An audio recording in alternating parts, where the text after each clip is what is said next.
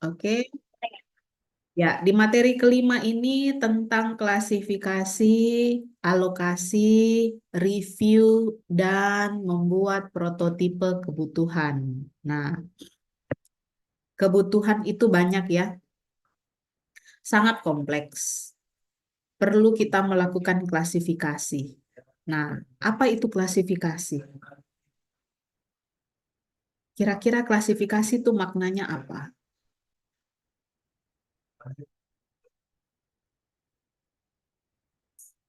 Fadil, Rehan, klasifikasi itu maknanya apa? Ini Bu, semacam pengelompokan dari setiap misalnya kayak intinya kayak pengelompokan begitu Bu. Ya, baik, betul ya. Jadi klasifikasi itu adalah mengelompokkan. Nah, setiap kebutuhan yang kompleks, kebutuhan itu kompleks, maka perlu kita melakukan pengelompokan. Supaya apa? Supaya kita bisa tahu yang mana kebutuhan merupakan prioritas. Ya, kalau kita tidak kelompokkan, kita tidak tahu. Semua kebutuhan menjadi sangat penting, jadi perlu diklasifikasikan. Nah, kemudian setelah melakukan klasifikasi, kita perlu mengalokasikan kebutuhan. Ya, apa itu alokasi? Rehan, gantian lagi. Rehan, alokasi itu apa?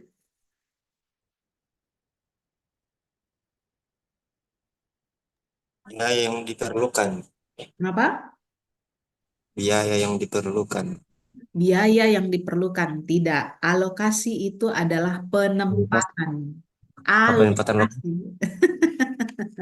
Alokasi itu adalah penempatan, ya, penempatan kebutuhan pada setiap komponen sistem yang mau lokasi. dijalankan. Nah, setelah kita melakukan klasifikasi pengelompokan, maka perlu kita alokasikan, ya, siapa-siapa saja atau sistem mana saja yang akan melaksanakan atau menjalankan semua kebutuhan yang sudah kita klasifikasikan. Misal, kita sering sekali ya membuka aplikasi khususnya yang berbasis web ya. Sering sekali aplikasi yang berbasis web baru buka homepage langsung login. Pernah rasakan? Ya, saya sebenarnya sangat tidak suka kalau ada aplikasi langsung login.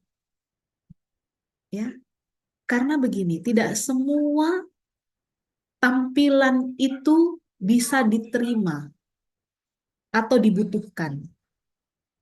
Ya, masa saya pengunjung baru, ya pengguna yang baru, tiba-tiba langsung disuruh login. Ada apa? Intro dulu dong, ngapain? Gitu ya. Itu kebutuhan alokasi kebutuhan. Nah, harus tepat sasaran. Di Kemudian setelah mengalokasikan perlu kita melakukan teknik review kebutuhan. Review itu artinya meninjau kembali, ya. Meninjau kembali apakah semua kebutuhan yang sudah dialokasikan tepat sasaran atau sudah sesuai dengan kebutuhan yang sebenarnya. Ya, nah, khawatirnya karena kita sudah memetakan tadi, kita sudah klasifikasikan, kita sudah alokasikan, khawatirnya ada kebutuhan yang terskip, ya, terlupakan. Nah, makanya perlu kita tinjau kembali, gitu, ya. Kemudian masuklah kita sudah siap untuk membuat prototipe. Nah, prototipe itu sendiri perlu juga direview. Oke?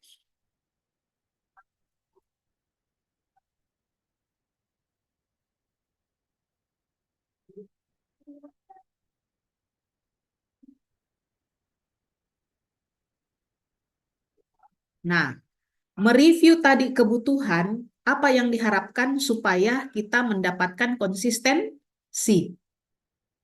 Ya, oke.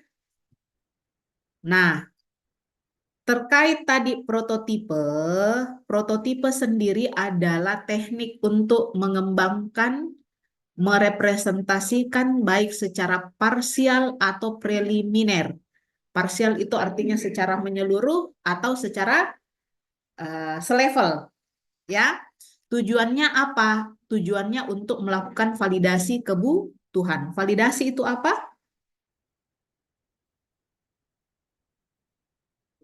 Apa itu validasi?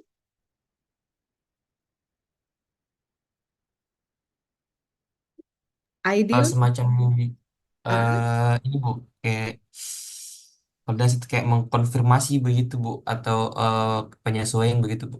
oke, validasi, verifikasi semua penyesuaian. Tapi kalau validasi itu adalah valid, kata valid artinya pembenaran. Oke, maka yang perlu kita capai untuk membuat prototyping adalah pernyataan pembenaran. Gitu ya. Tujuannya itu. Nah, dalam melaksanakan atau membuat prototipe ada 3 jenis langkah atau strategi pembuatan prototipe. Ya, jadi tidak langsung-langsung gambar. Di ada yang disebut dengan drawaway, ada evolutionary, ada incremental. Drawaway adalah prototipe yang ketika dibuat dengan cara cepat untuk dieksplorasi, dicoba terus. Eksplorasi artinya dicoba terus, ya, dan dibuang setelah digunakan. Ya, jadi kalau sudah digambar, sudah dieksplor, buang sampai akhirnya mencapai prototipe yang sempurna. Ya, itu strategi drawaway. Nah, kemudian ada strategi evolutionary. Nah, dikembangkan secara bertahap. Oke, dikembangkan secara bertahap. Perhatikan, kita mulai dari abstrak spesifikasi. Spesifikasinya bagaimana? Spesifikasi kebutuhannya bagaimana? Ya, lalu kita mencoba untuk membuat prototipe sistem secara menyeluruh. Lalu kita coba untuk gunakan prototipe tersebut. Oke, nah kalau cocok, jadi pertanyaannya, cocok atau enggak? Ya, kalau dirasa tidak cocok, maka kita akan membuat ulang, membuild kembali prototipe. Oke, nah kalau dirasa sudah cocok, baru prototipe itu disahkan untuk kita develop. Nah, itulah evolutionary prototype. Jadi kalau tidak cocok, mengulang. Tidak cocok, jadi ada space, ada fase di mana kita gunakan dulu model prototype yang sudah kita buat. Kalau dirasa tidak cocok, maka dibangun kembali prototipenya. Nah, kalau merasa cocok, ya sudah, berarti kita masuk ke fase berikutnya, yaitu develop. Nah, itu evolutionary. Lalu yang ketiga adalah incremental. Incremental pernah juga kita bahas ya dalam model pengembangan. Incremental artinya penambahan satu. Ya, jadi prototipe yang kita buat itu modul per modul. Ya, jadi satu modul dulu kita desain, kita code, kita uji, dapat oke, prototipenya oke, bisa diterima, ya, save. Lalu masuk ke modul kedua. Bisa diterima, save sampai modul selanjutnya. Setelah itu nanti digabung sehingga menjadi satu fitur yang sempurna. Nah, itu incremental prototype. Nah, pada saat kalian mendesain prototype, ya lihat situasinya ya. Apakah model dari 3 ini yang mana yang cocok kalian gunakan? Ya, drawaway prototype kah, evolutionary prototype atau incremental prototype? Gitu ya. Nah, ini nanti akan terbahaskan secara auto ya, otomatis karena dalam tugas satunya itu membuat dokumen spesifikasi kebutuhan. Nah, itu sampai prototipe. Gitu, Dik. Oke. Sip. Ibu rasa itu untuk materi kelima. Nah, seperti biasa di akhir materi Ibu selalu memberikan clue, wejangan ya. Nah, kesimpulan kata kunci.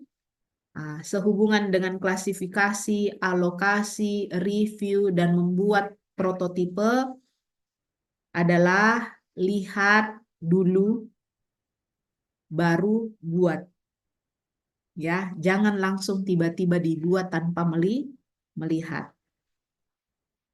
Paham ya? Nah, itu materi